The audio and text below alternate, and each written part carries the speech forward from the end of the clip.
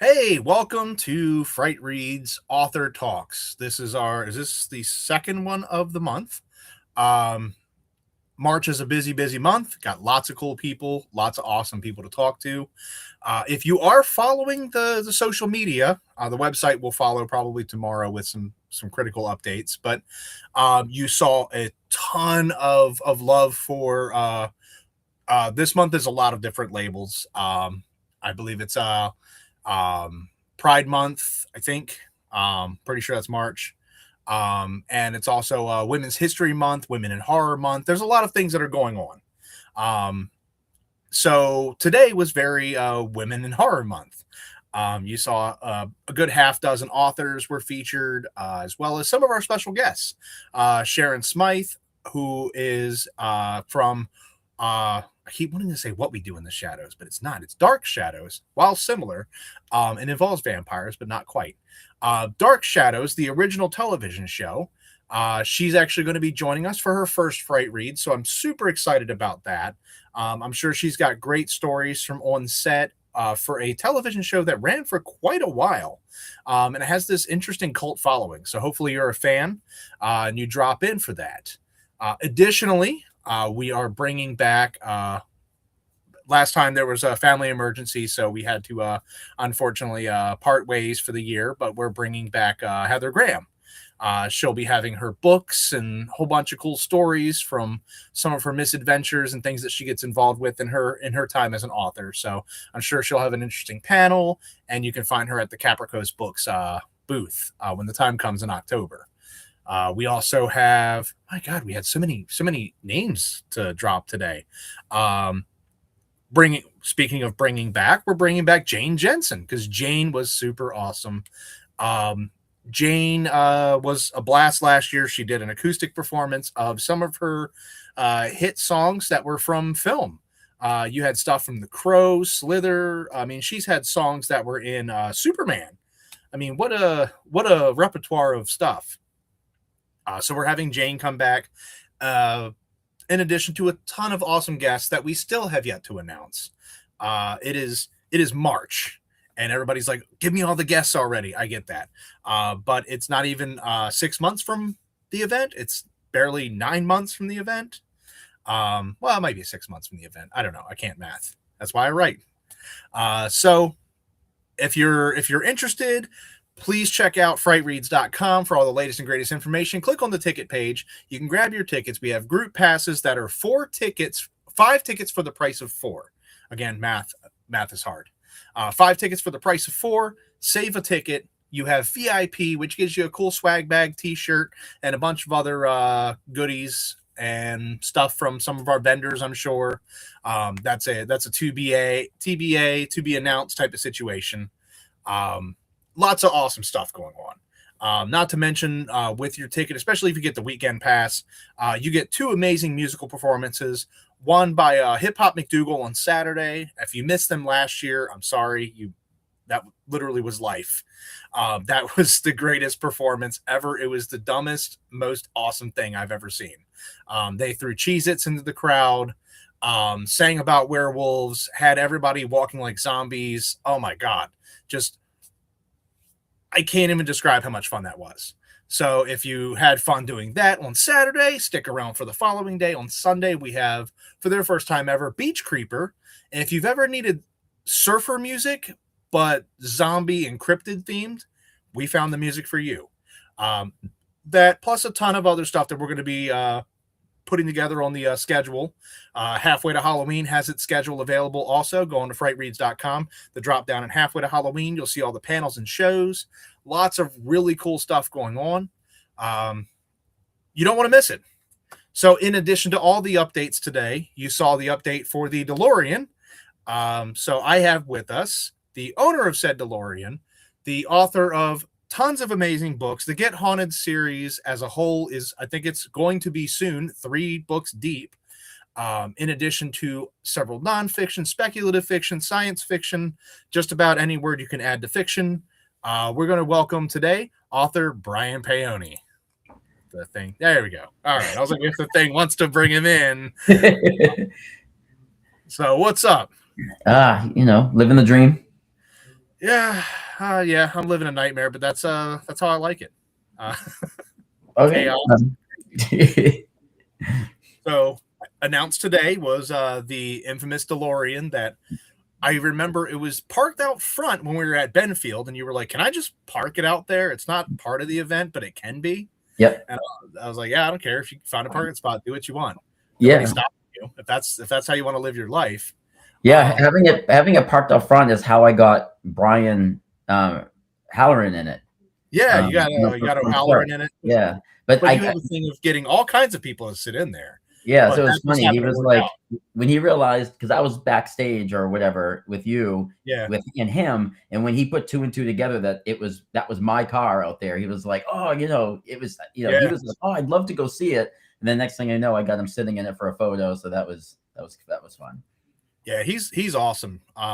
Yep, Hands down. one of my favorite celebrities that I run into Yeah, at the con circuit. So and I've had the unfortunate circumstance to have him here, and I am literally everywhere else. yeah, yeah, I've backed the wrong horse on most occasions and been at a different event, and you're like, "Hey, O'Halloran says hi," and I'm like, yeah, I bet he does.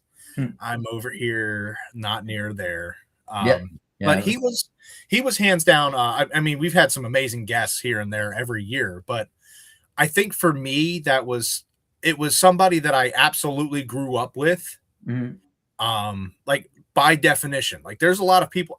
Yeah, I've seen people's movies throughout the years, and we've had some cool people, but there's nobody that's been there with you since. I mean, when did Clerks come out? Like 94, 95, something Yeah, like I that. was in high school when it came out, and I Yeah, graduated in like '94. So I think, yeah, yeah, but they're your people. yes, They're in your demographic. yes, They're your peers. You grew up with them in the same vein. Like right, you've seen Clerks 1, 2, 3, Mallrats, the whole gang. yep. Um, I saw yeah, Mallrats in the theater opening night, because I yeah, didn't see Clerks in the theater because there wasn't a buzz about it amongst like my friend group until it had come out on VHS.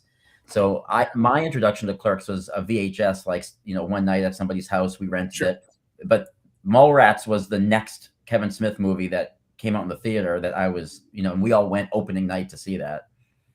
So I think for me, Clerks was over my head at the time, Hmm. but I got into Dogma.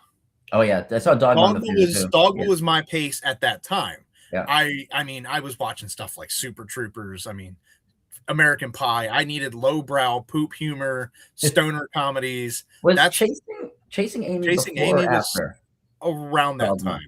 Yeah, I think it was before. Yeah, well, it was before Jay and Silent Bob yeah, because they right, reference it because he's right, like, yeah, you like that Chasing Amy would ever work out. right. They reference Chasing Amy being a thing.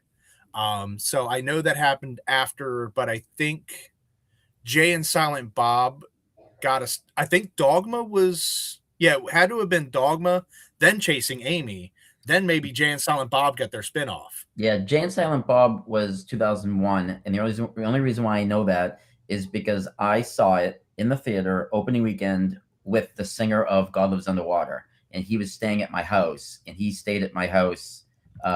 He stayed with me in 2001, so that's how I know, like, I can put that there, because so Now I it's bothering me. So Clerks was 94, mhm. Dogma was 99, Okay, Chasing Amy was 97. so it's Damn, that was before, good. I was like, it's Chasing Amy, Dogma, then Jay and Silent Bob get their spinoff. That, and I was just doing it based on what made sense. yeah, So yeah, what a time to be alive for yeah, films. yeah, but Um, yeah, and I did the anniversary showing of Jay and Silent Bob Strike Back with Jay and Silent Bob themselves, Kevin Smith and Jason Mewes. mhm. So like being in that world, having Brian O'Halloran, regardless of circumstances, hows and whys, and shut up and take my money situation, throw money at the problems, whatever it is. If I had him kidnapped by like SEAL Team 6 or something and brought to me to like hang out with and just say the line, and he, I'm not even supposed to be here today. Do it again. However it came about, like that, I think that had to have been like, and dude, I hang out with people from Ghostbusters. That should be my jam. Right. But I think Clerks is so grounded as a story that these people are real. Mm-hmm. Like, these are real humans. This isn't I a every caricature or over exaggeration. every single person in the first Clerks represented somebody I went to high school with. Mm-hmm. I could rename everybody in that and be like, I know who that is. I know who that Mm-hmm. is. I know who that is. I think that's why it resonated, with Yeah. people our age, because we had friends that were all like those personalities.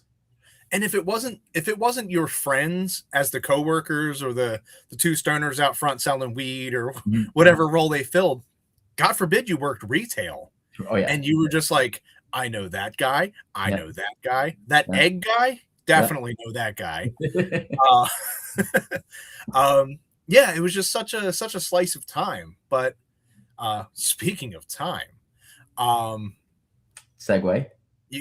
Segway, well, more of a DeLorean, not a Segway, different brand. Oh, Uh, oh, oh, I need a button for like and this podcast is for a rim over. shot. And thank you all for tuning in. Ended on a high note. So you brought bringing us back. So Yeah, you had the DeLorean outside.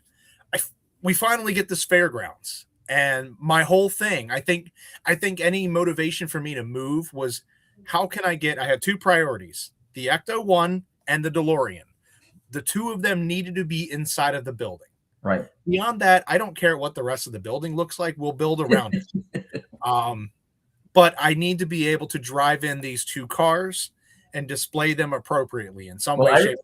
one of my favorite moments at the old place, when we couldn't bring the vehicles inside, was somebody came into Frightreads. We were still setting up Saturday morning, and I think it was one of your volunteers, the guy that's always on the skateboard. JD, yeah. I think he was like, "Hey," and I don't think he remembered my name because he was like kind of yelling, like, "Hey, who's got the DeLorean in here again? Because the food truck, you need to move it because you're taking the food truck spot." And I just remember thinking like how weird it's going to be to have like the car sitting out there without me watching it next to Yeah. a food truck, like. But it gave people a chance to look at something. Yeah, right. They're standing in line to get these hot dogs. Yeah. But hey, look, there's a DeLorean. Your number one fan. Oh, the president of my fan club. My friend. Yeah. And then Brian's fan club leader is here. That's it. And she posed a poignant question, which is where we're actually headed, because when is the next book, sir? The next book. So you had kind of a double hitter. They weren't the same time, but they were definitely a double hitter. You came out with These Walls Still Talk, and we talked about that last time we did this. Yep. How you stayed the night, many nights in a 8 haunted penitentiary. weekends. Yeah. 8 consecutive weekends. Yeah. So many nights spent in the dark with nothing but a laptop light, and the soothing sounds of everything creepy. Yeah. And you wrote this fantastic book, which is kind of an amalgamation of your experience mixed with other people's experiences. And then you pulled in just this idea from nowhere, melded it all together, and created this like pretty messed up story, which is kind of a fun ride. Yeah. And it's still kicking ass in the world. Like, it's not even like it's yesterday's news book. It's still relevant and it's still being talked about and being brought up. Mm-hmm. But that was part of a Get Haunted series, which Get Haunted is a ghost hunting troupe that you happen to encounter while doing the penitentiary.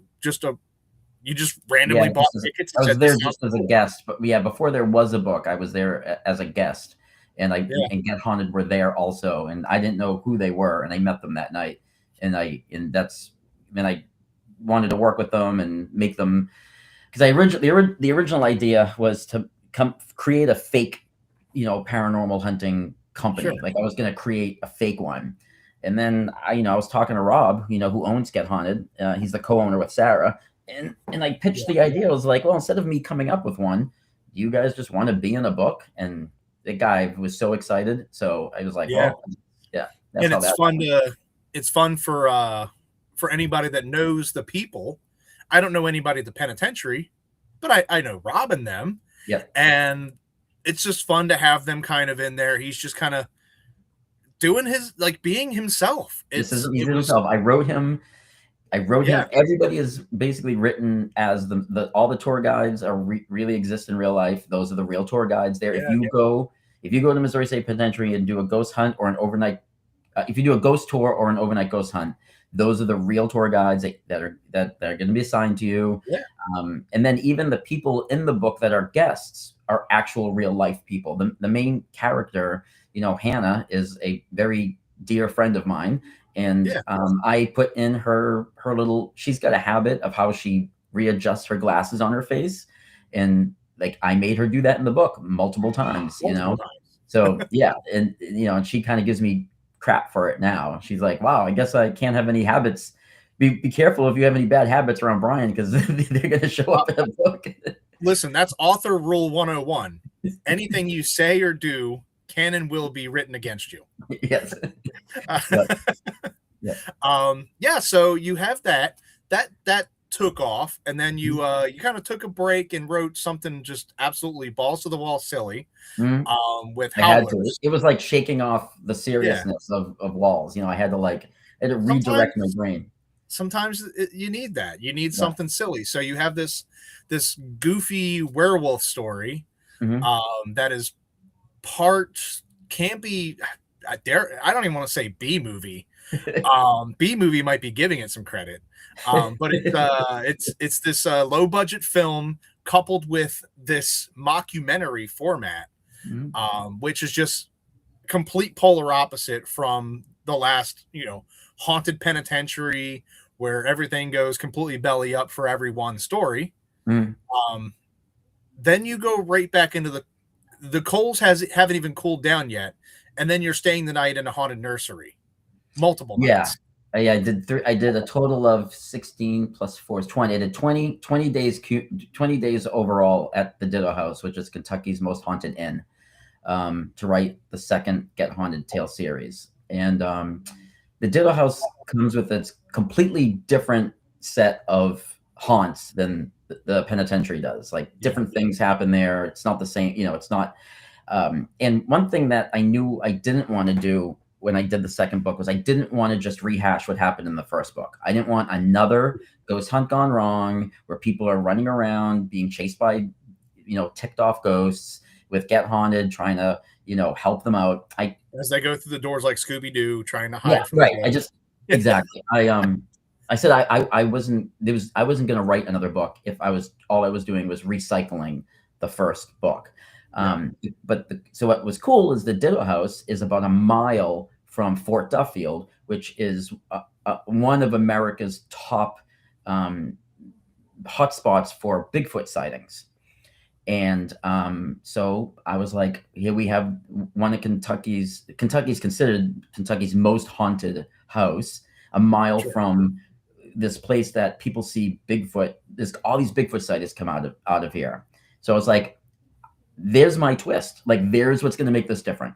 Now we're throwing Sasquatch in. So it is a paranormal horror movie with Bigfoot. Yeah. And I love the premise because you have all of these elements. Like you have that the trifecta event that they're doing where it's squatching, ghost hunting, and UFO watching. Yes. I went to that. I went to that as a guest to observe, to take notes. I went to that event as research before I wrote this book, and they called the trifecta because they split it up into 3 sessions. One is ghost, right? Exactly what you said. We hunt ghosts for 2 hours. We go squatching, which I didn't even realize was a verb until I went that night. That's the official word. Yeah, it is. So yeah, it's funny, right? So and then the night ended with like UFO hunting, that West Point, Kentucky, where the Ditto House and Fort Duffield is kind of considered like the Bermuda Triangle of that region. Sure. There's this weird something is going on in that city. So there's UFO sightings a lot. There's Bigfoot sightings. Almost every house in West Point has a ghost in it. So it's like the perfect place to do something like the trifecta. And that was interesting.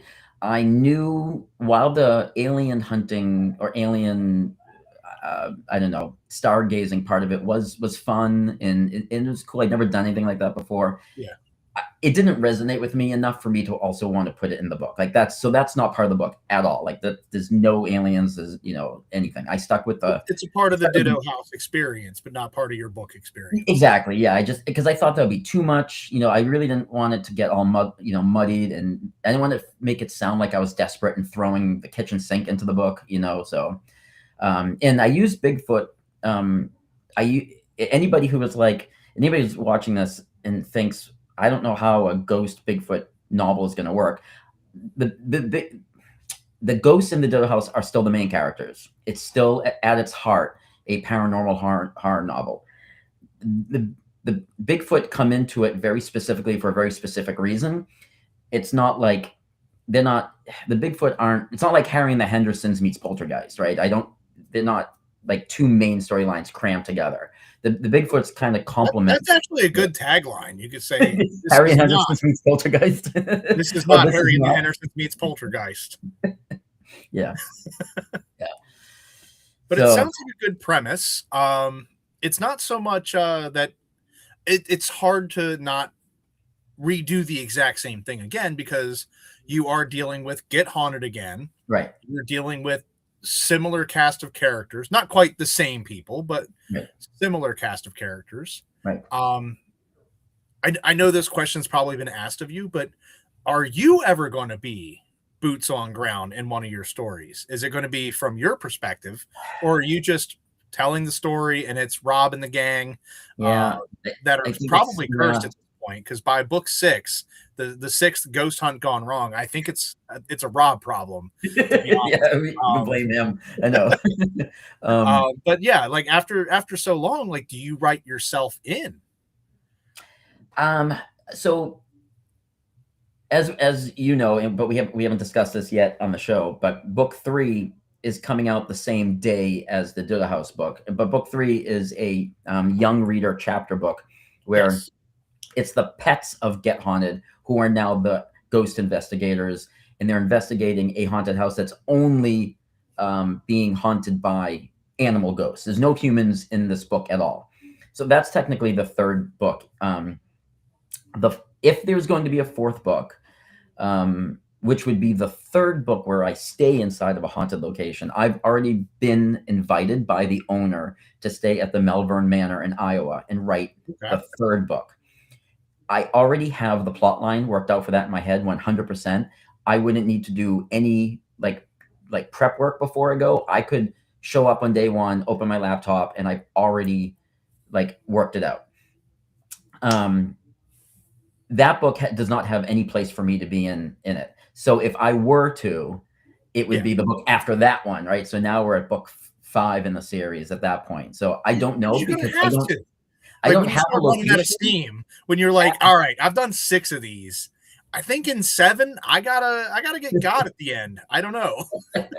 I'm done. I gotta find a way out, and killing me in the book is the best way to get out of this. Yeah. I love trilogies, even though the Get Haunted tales are what's called interconnected standalones. They're not, you can read them completely out of order, and they don't even reference. They don't reference the other books at all. It's like Nancy Drew or something. Like it's the Mystery a Day type of thing. Yeah. It's like each one is like a Scooby-Doo episode, exactly. Right? Yeah. It's who's under this mask today. Yeah, right. I don't have a 4th location after Melbourne Manor. And Melbourne Manor would be the 3rd I've stayed in a haunted location to write. And I like things in 3s. So I'm really contemplating calling it after that. I know I have the pet book, but that is... It's its own entity. Well, it's its own entity, even though it's like a side piece to it, right? Because I didn't stay in a haunted location to write that. I wrote it from the comfort of my home.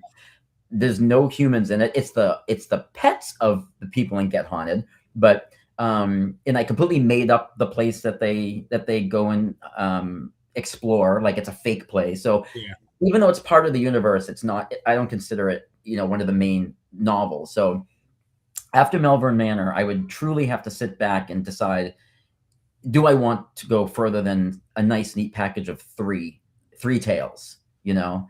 So I see your point with I like threes and Get Out. I don't know why I agreed to do 4 of my books. I'm just like stupid 4. I could have been done already. But with a series like this, like Moonlight City and all of these things that have the trilogy, Mhm.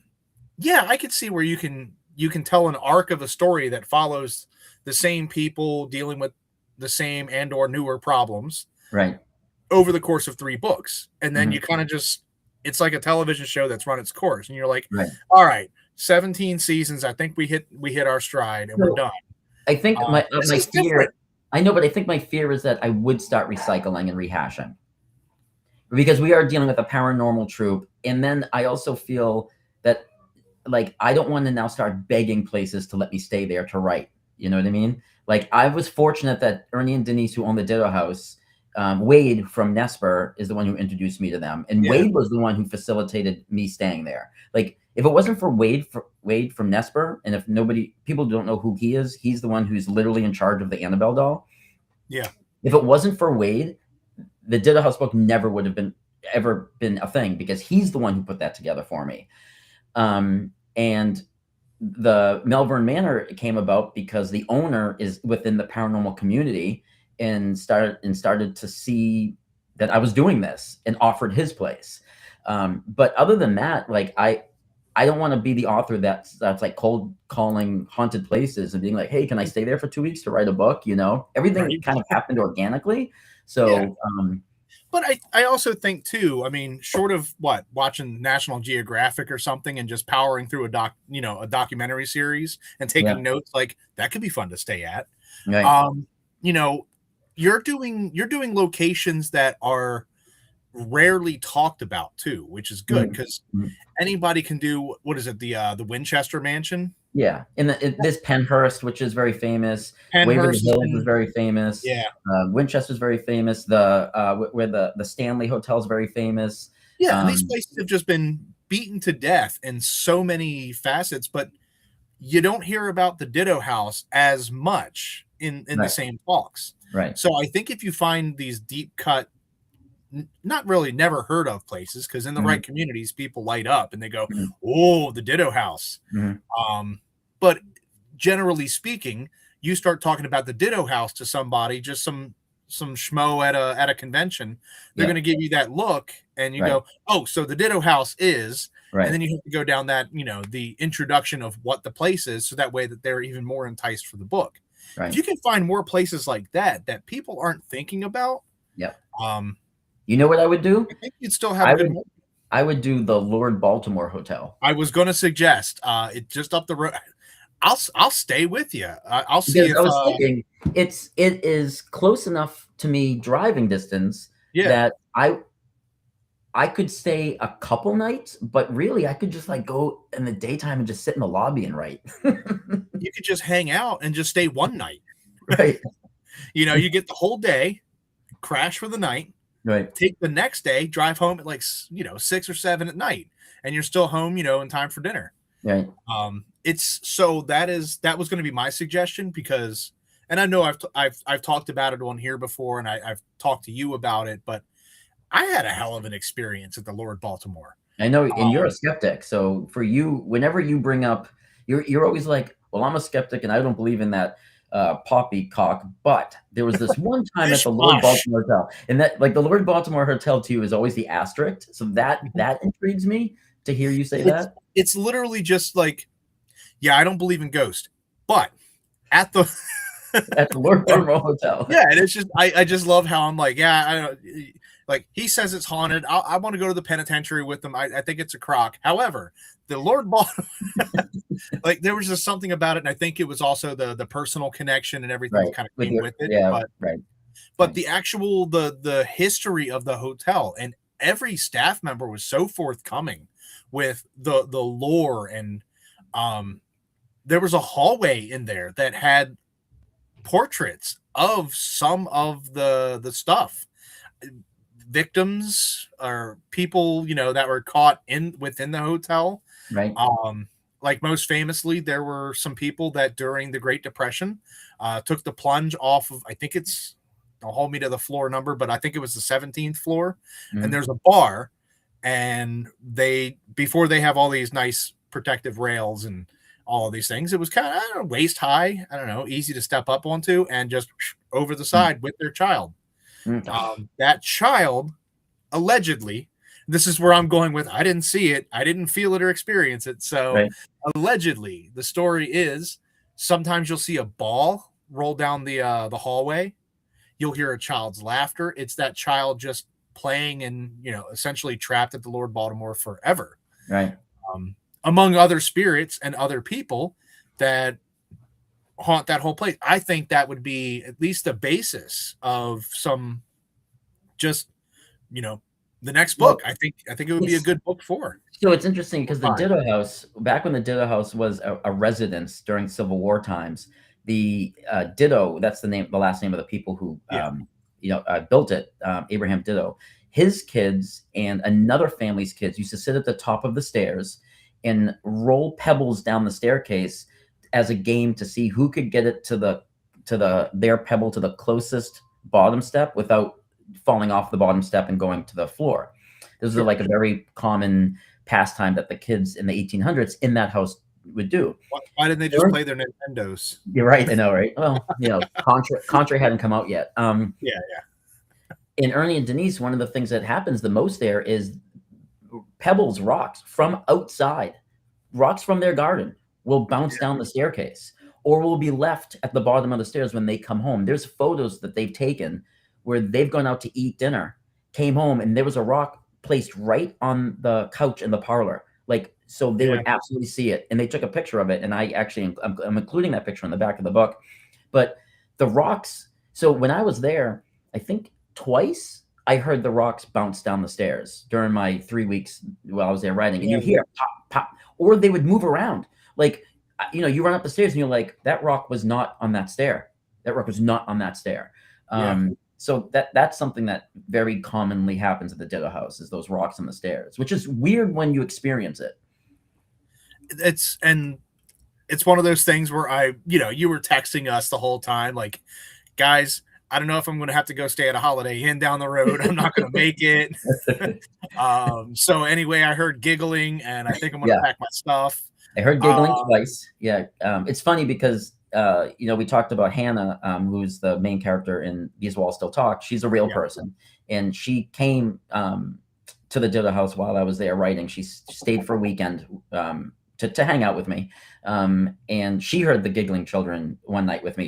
The first time I heard it, I was with her. And it's weird when you hear it because there's no children in that. It's so weird when you hear it because you're like, are you on the building? You're like, what? And it's coming right outside the nursery, the kids' room. Like, you're just like, what is going on? Yeah.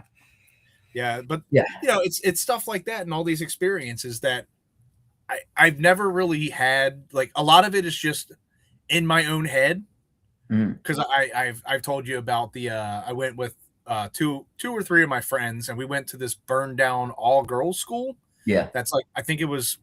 I don't know where it was. I didn't drive at the time. I just kind of got in the back seat. You've told the story. I love it. Yeah. And they locked this door, and it's just pitch black inside. And they were giggling because I had freaked out. And they were like, oh, you thought there was a ghost in there. Like, no, there could have been a homeless guy with a knife. There could have been a raccoon, literally anything in there. I didn't even get to scope the room. This is like pre-cell phone era, before I could just be like, all right, whatever, guys. Fun story. I don't know what was in that room. And I don't know, like, they open the door and you still look around, and like, I'm not looking at like a spooky shadow man or something. I'm just like, there literally could be like a wild animal in here, a snake, something could have been. It could have been a bear. I don't know, man. It was Western Maryland, so hard to say. Bear, pig could have been in there. Literally anything. So yeah, I've just never had that kind of just hearing children giggle and the pebbles and stuff like that. I'm like, okay, but like, if you start hearing kids giggling and you're literally in the middle of nowhere and it's just like, here's the Ditto House, there's nothing, and it's So just me and two the other grown adults. the Ditto House is on a dead end street at the end. Yeah. Behind it is the Ohio River. Mhm. In front of it is half of the neighborhood has empty houses, aren't people living in it. There's Yeah. no traffic, right? There's nowhere for it was, and it came from the hallway, like it was Yeah, right yeah. there. You So I'm know, saying you're not overhearing this from even outside. Like no, there's it's no one of those things restaurants, where there's no bars, there's no stores, there's nothing around. You know, and and that would get me. That's what would break me. I'd just be like, nope, nope. Like how you went down into the like the what was it, dungeon. the dungeon? Yeah, when it's like just jet black. At least you know that there weren't any wild animals or raccoons in there allegedly. We have a bat, Barney the bat. There's a bat. Yeah, Yeah, there was a Barney bat. was my for 8 weeks. Barney was my best friend down in there. But yeah, like I don't know, just something about that. I've had situations where I've been in. Actually, you just edited my spooky tales. The attic situation. Like I'm even like I don't know what I saw. Maybe I was asleep. I don't know. Hard to say. But I didn't stay up there anymore. Right. That was a one and done, and not just because of that reason, but let's just agree to disagree that I don't need to be in the attic anymore. Yeah, but I don't think the stories could get played out because it's not so much. I mean, again, referencing Scooby-Doo because that's the villain in episode. How many times? My God, Scooby-Doo's still on, and they're still doing the exact same shtick. Right. The formula stayed the same. Yeah. They're not doing anything different. They haven't changed the mold whatsoever. Right. I think Velma uses a tablet now, but like everything is very much the same. She just pulls up a tablet and goes, well, according to the internet, it says this building was built 350 years ago. So now she's not looking for a plaque. She's just going on Google. Right. But outside of that, I mean, doesn't the Mystery Machine have isn't the Mystery Machine have a Hemi? It's a Hemi now, right? I have no idea, but probably. It's probably eco-friendly, a hybrid. But they're doing the exact same thing, and the same thing that they were doing in the 60s is the same thing they're doing, on last night's episode. Right. There's a problem happening. They call in the gang, or by some dumb happenstance, they're staying the night there because it's Shaggy's great uncle's nephew's brother's cousin's roommate. Right. So they have to stay there, and stuff happens. And then something happens, and they meet some over-the-top special effects expert. And then it turns out in the last few minutes they go, who really was this? The curator. And you know what? For 300, 500, 600 episodes, however many there are, we gasp every time. We're just like, oh, I had no idea. I thought it was really a werewolf this time. But the formula is the same, but it's the adventures that they go on. So I don't think you're going to be backed into a corner of just like, another ghost hunt gone wrong. No, that's just tells me that Rob is the problem, and maybe he should stop ghost hunting. If every single ghost hunt he's involved with has a very terrible happenstance, I'm looking at the common denominator. But I don't think it would be I don't think everybody's going to read it and be on book 6 and be like, Paone with another ghost hunt, huh? Yeah. So I did, again, because I didn't want to write another These Walls Still Talk, and These Walls Still Talk, it's Get Haunted's event that goes to hell, right?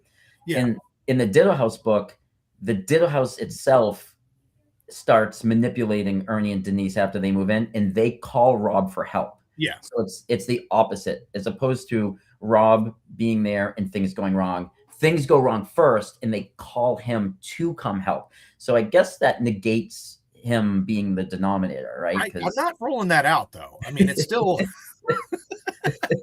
But seriously though, I don't think you'll hit a pattern where it'll just be like, another ghost hunt gone wrong, or another. I mean, how many movies do we watch of the same formula? We don't get tired of them. It's the same, how many iterations of Ocean's 11 or variant are we still going to enjoy? Right. As long as you have a great cast of characters that's compelling, as long as your actual plot, like everything different that you're doing, the hows and the whys, makes sense, you could be at another penitentiary, and we'd be like, oh yeah, back in another penitentiary, whatever. Yeah. Let's see where this one goes. And as long as it's different, I mean, it could be a ghost hunt gone wrong, but as long as the players are different, Right. we're game. Yeah, who wouldn't be down for the ride? I know Darcy would already have a pre-ordered copy, but but the thing though, so I keep a I keep a Microsoft Word document of all the ideas I have for novels, right? And the thing is I have somewhere between 8 to 10 mini outlines for books that I would like to write, in the next, 10 to 12 years. Yeah. So the other thing too is I don't want to just be stuck doing Get Haunted Tale stuff, right? So I definitely, like, after These Walls Still Talk, I did Howlers. Yeah. And it's your number one hit. It's everyone should know about this book. Yeah, I mean, but we talked about, so I had to take a break before I did Ditto House. So I did Howlers. And I did that with you, so and we can talk about that, but I definitely needed to do something in between. But I did the Ditto House, and then immediately after I did the Get Haunted Pet book. I call it the pet book. That's I lovingly nickname it. Yeah. So I did do those back to back, and now, I'm writing my very first Christmas story, right? And I definitely need to put something in between these, staying in haunted place books. I can't just do like 6 in a row and nothing in between, because I'll just go crazy. Well, it's the same thing with me with Nightmares Unbound. As much as I would love to bang out book 1, 2, and 3, because the plot is there. I know the premise and what I want to do. I feel like I need something in the middle. Yeah. It's kind of the same way. I want to create new characters and go a different direction, and then come back fresh for the new idea. It's slightly different, but same concept.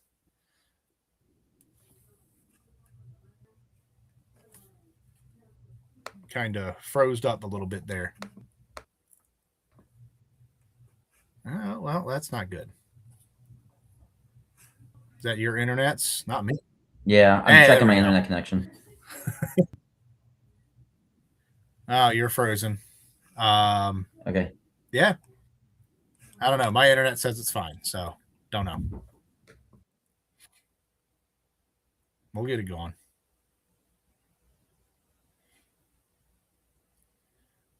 Brian has frozen.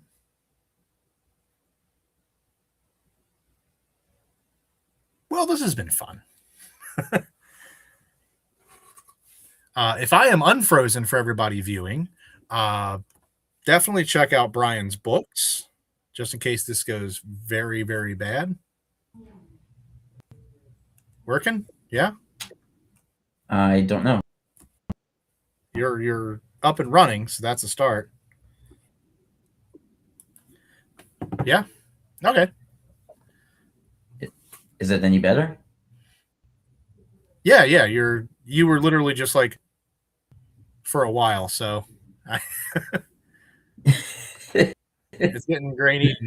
It's trying its best. Yeah.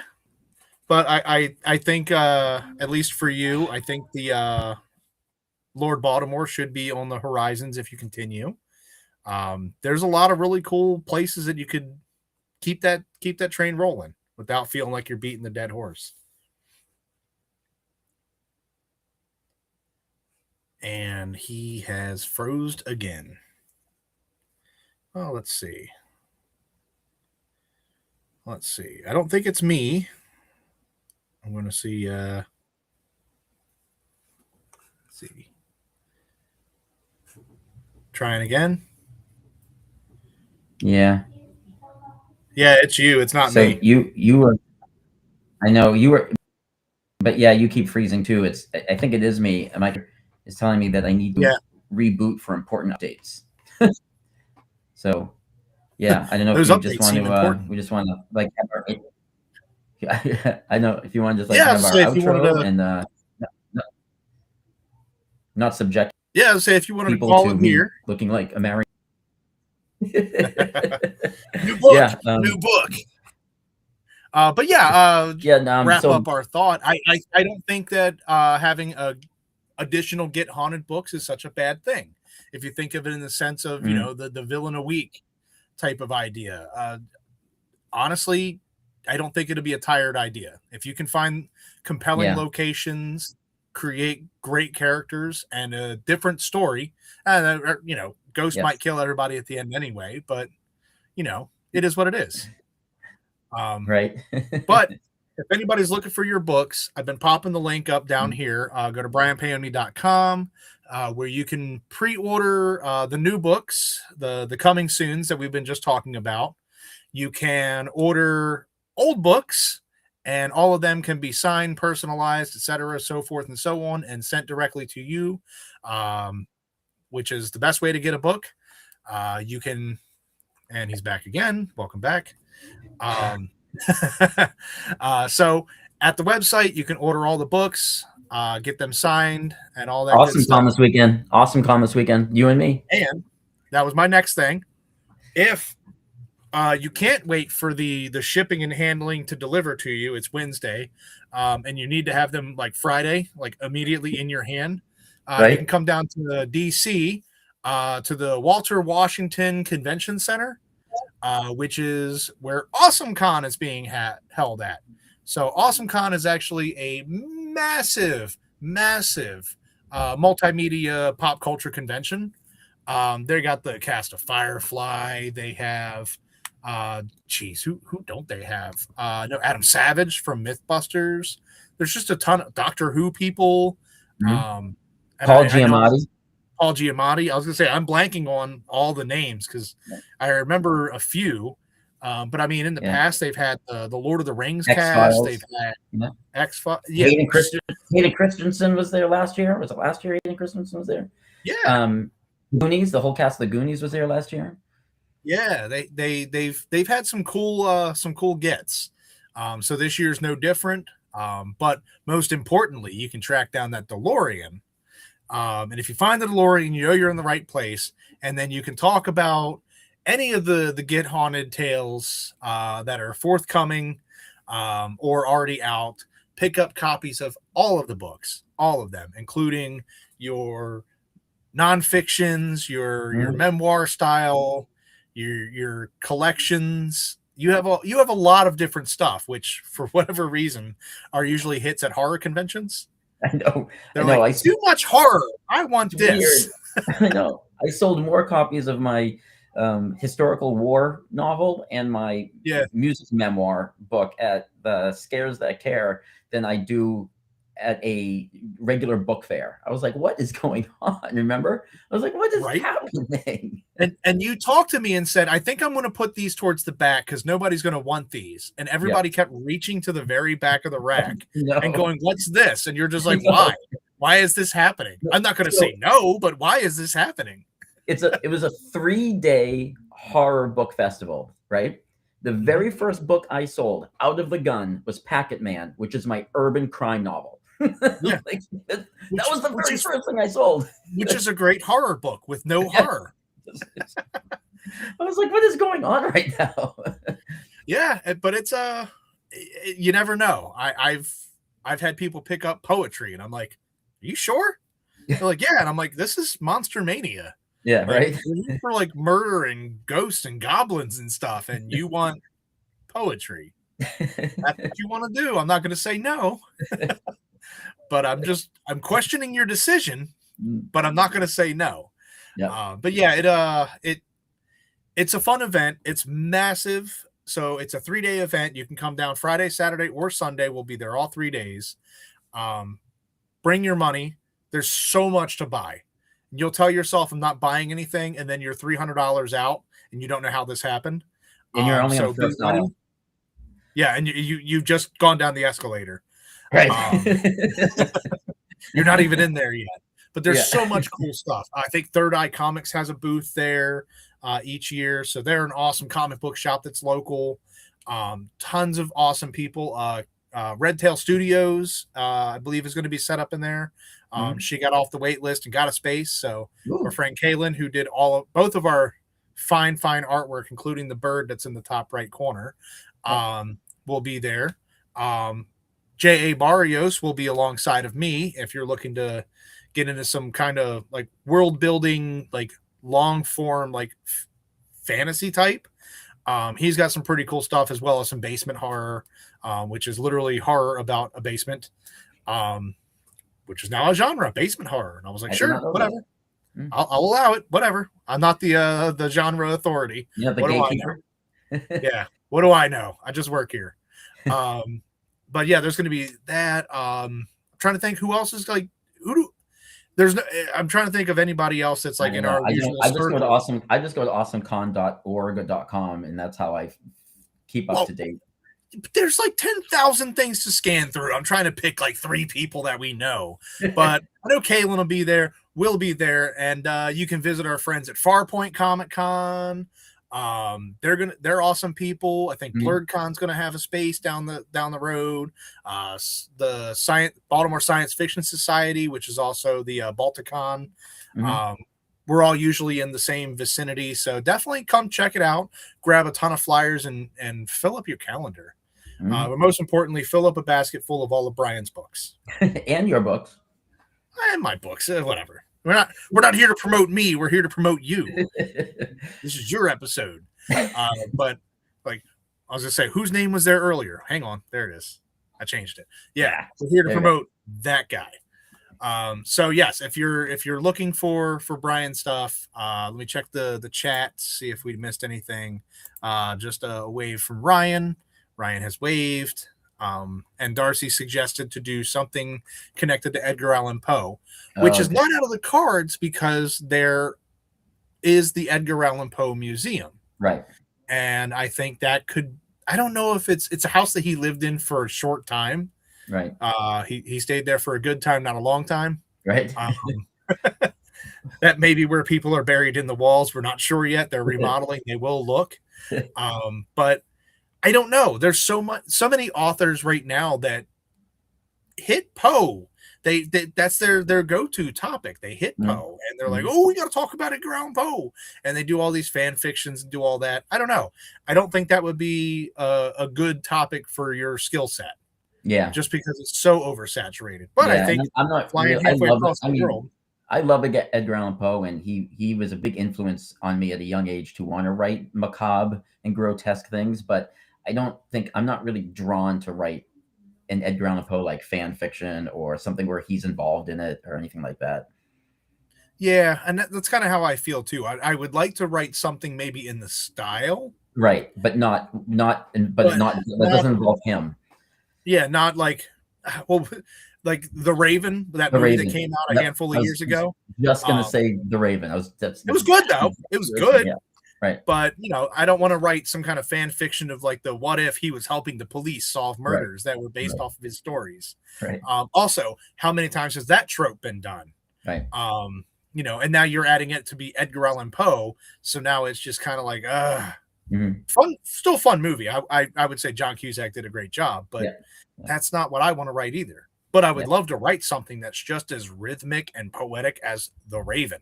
Oh my God. Just the I don't know how much cocaine and bourbon we have to have, but the Telltale Heart is probably my favorite. I was very impressed with how he's able to convey like that anxiety in such a short amount of time. Yeah, with like no character building at all. There's like so it's super flash fiction. Yep. We not only get to know that this guy is just, to be frank, over the other guy's shit, but not for any particular valid, grounded reason, just because. Like, I don't like his eye. Yeah. He's like, I just don't like him. Like, that guy, I don't like you. My friend doesn't like you either. He has a death sentence on 12 systems. But like, that's the logic. To break it down at its very core, it's just like, I just don't like that guy. And then like, it just drives him to the point of murder. And then the sheer guilt of the murder and being found out drives him to the absolute brink of insanity, where he's just like, behold, under the floorboards. And the cops are just like, we were just stopping in to take a leak. Right. Thanks for confessing. Yeah. We were just coming in for the coffee. Yep. So I love the simplicity of the story, and you get a lot of plot points in such a short amount of time. Yeah. And that's a talent.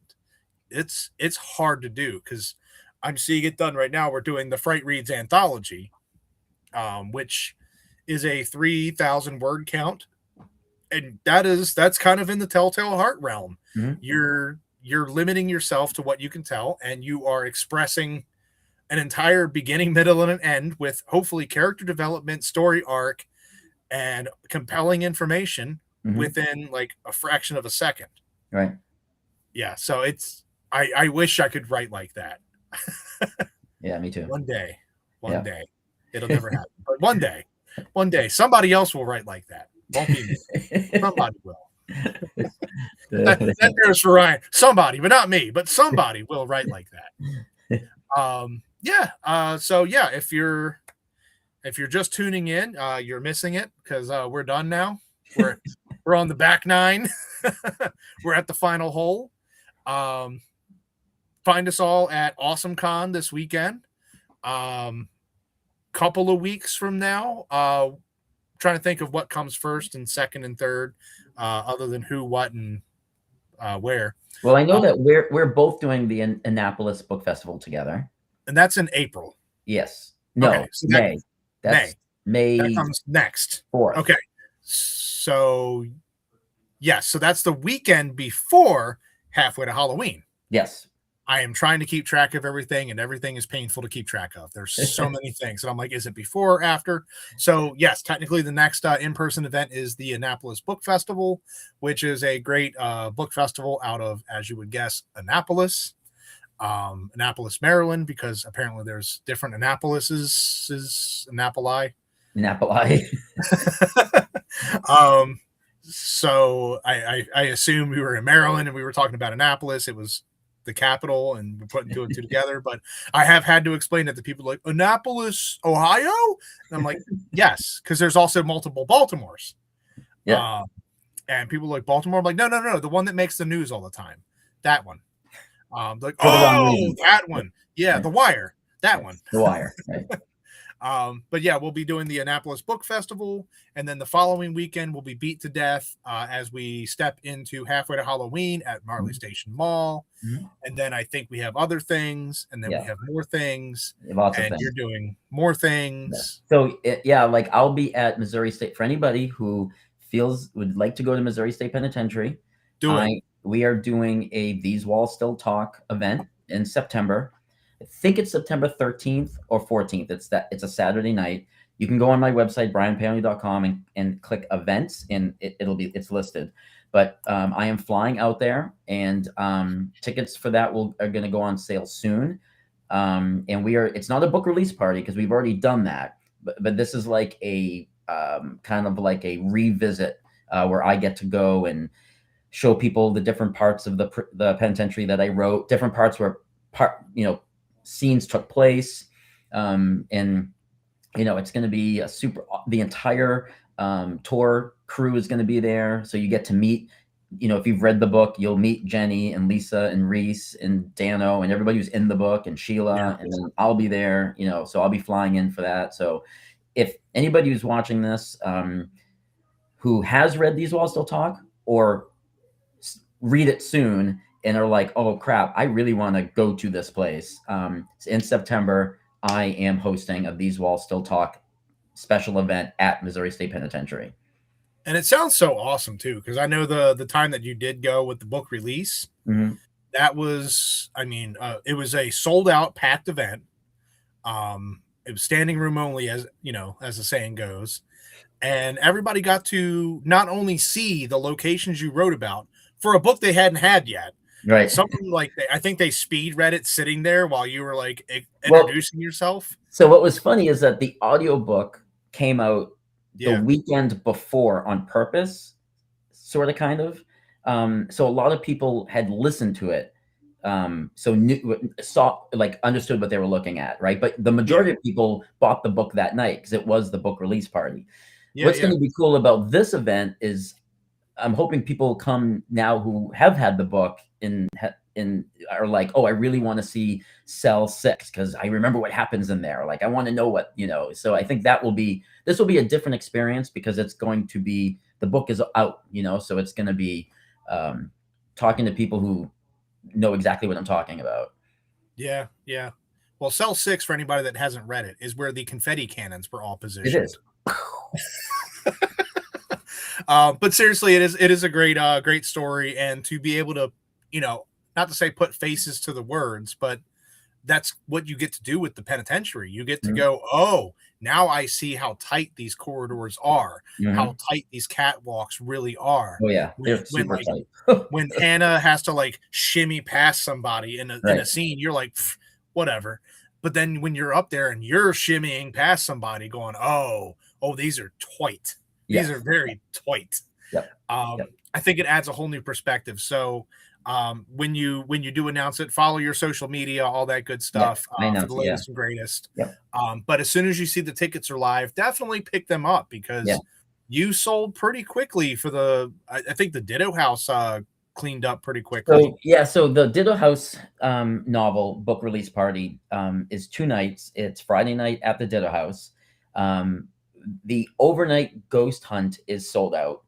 So there's no tickets for that at all. However, we are doing a meet and greet and tour of the Ditto House before the ghost hunt starts. And those, we still have tickets available for that. And then Saturday night, the next night, and this is the second weekend in May. So it's like May 14th and May 15th.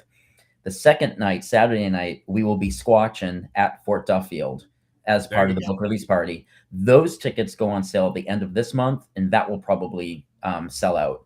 And you can get tickets to the Ditto House tour and meet and greet, and to the squatching at Fort Duffield on my website, brianpaone.com. At the very top, there's a banner, and it says "Click here for book release party info." If you click that, it'll bring you to. So anybody who wants to go to West Point, Kentucky, and tour the Ditto House and meet everybody who is in the book, and then head over to Fort Duffield and do some actual squatching. The tickets are cheap. They're they're really inexpensive. We kept the cost way down. I mean, it's great. Absolutely. And it's a super obtainable ghost hunt where you not only can read about it, it's written about in the novel, and you get to meet the author, but then you get to actually do some of the things that you speak about in the story. So just kind of like the penitentiary, the Ditto House experience is just as good.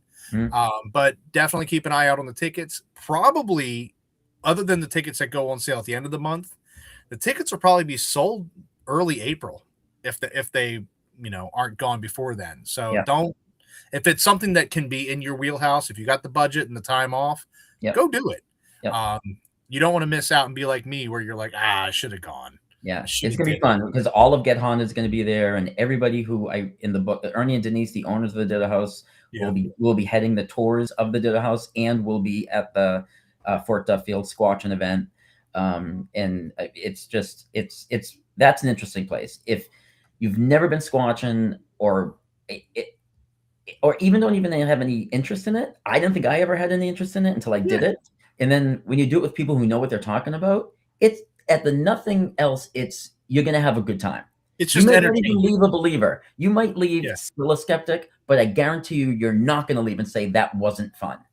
It's entertaining at a minimum. Exactly. 100%. It's entertaining at a minimum. So one last time, all of the tickets for all of these cool events that we've talked about, the Get Haunted Penitentiary will go live at some point.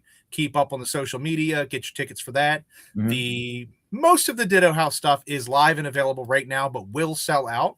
All of that information is at brianpaone.com, including links to his books and all audio books if you do that, the ebooks if you don't like to have paper or listen to people read to you. And last but not least, this weekend, Awesome Con. Come out there, bother both of us, ask us a million questions. We love it. And buy all of our books, specifically all of them. There's no wiggle room. There's no middle ground. Every title, even the bad ones that we don't like, we'll find them. And buy Javier's books too. He'll be sitting next to me, so buy his books too. So Brian, thank you very much for taking some time out. Yeah. This is always fun. And I know most importantly, you saw the announcement today that your best friend Jane Jensen will be there at Frightreads. So that's your buddy. Let's try and do her like the kids do. Yeah, but she's going to be there, so I know that and Heather Graham, another. She's another Get Haunted alumni, or Get Haunted. She's in the Get Haunted family, so that's cool. Yeah, say somebody in the Get Haunted circle in some way, shape, or form. Yep. But yeah, it'll be super awesome to have them, and maybe Get Haunted will be an announcement. Wink, wink, nudge, nudge. I already know that they are.